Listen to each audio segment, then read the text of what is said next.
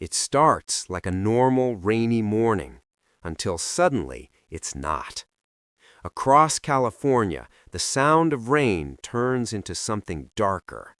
It isn't just falling anymore, it's slamming into rooftops, hammering the pavement, exploding against windows like the sky is throwing the ocean back down onto the state. And then the streets begin to vanish. In Southern California, neighborhoods wake up to water climbing curbs like it's alive. Driveways disappear, sidewalks dissolve into moving brown currents. Cars parked peacefully the night before are now half submerged, rocking slightly as floodwater pushes past them. Within minutes, what used to be a quiet residential road becomes a violent channel. People step outside with phones in their hands, stunned, filming in disbelief, until the water surges again and panic replaces curiosity. In low-lying areas, the flood doesn't creep, it rushes. A drainage canal overflows and instantly turns into a raging river. A chain-link fence snaps like it's made of paper. Trash bins float away like toys. The water is thick, muddy, carrying tree branches, broken wood, and pieces of people's lives. And then the first emergency calls begin flooding in. Not one or two, hundreds. Dispatchers are overwhelmed. People are yelling, crying. Some can barely explain where they are because the landmarks are gone. Streets are underwater. Intersections are invisible. Entire blocks have become a moving lake. And the terrifying reality hits hard. This isn't isolated. This isn't one town. This is happening everywhere.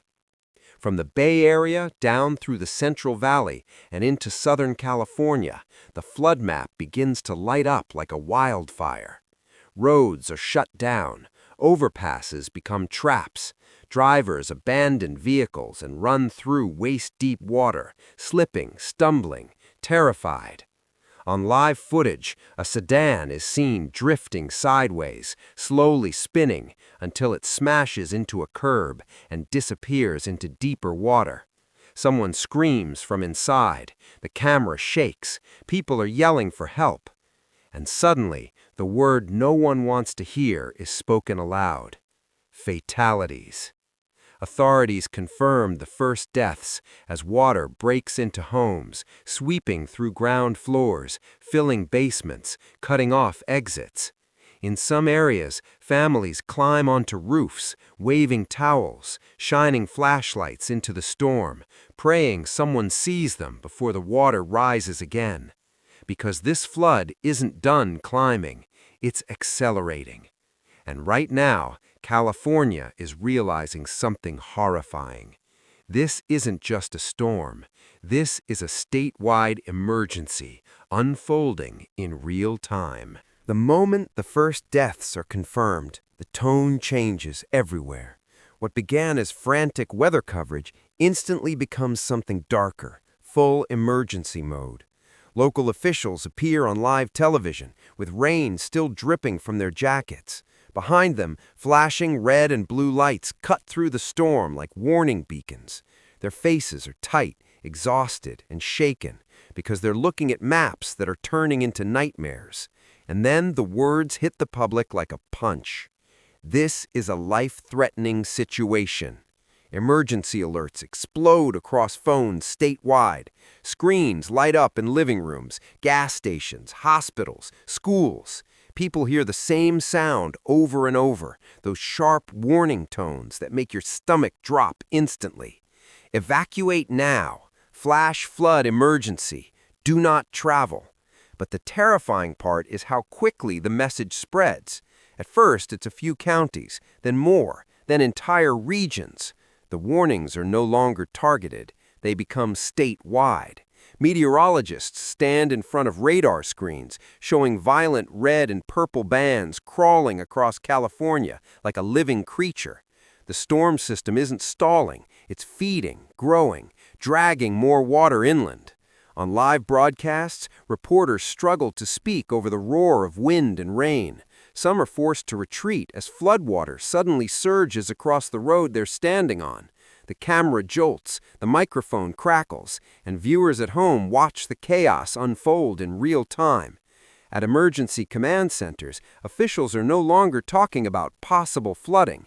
They're talking about collapse. Sheriffs issue blunt orders. Fire departments beg people to stop calling unless it's life or death because the lines are jammed. Rescue crews are already being sent into moving water, dangerous water, where one mistake means they become victims too.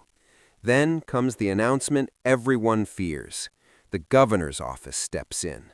A statewide emergency declaration begins moving through the system.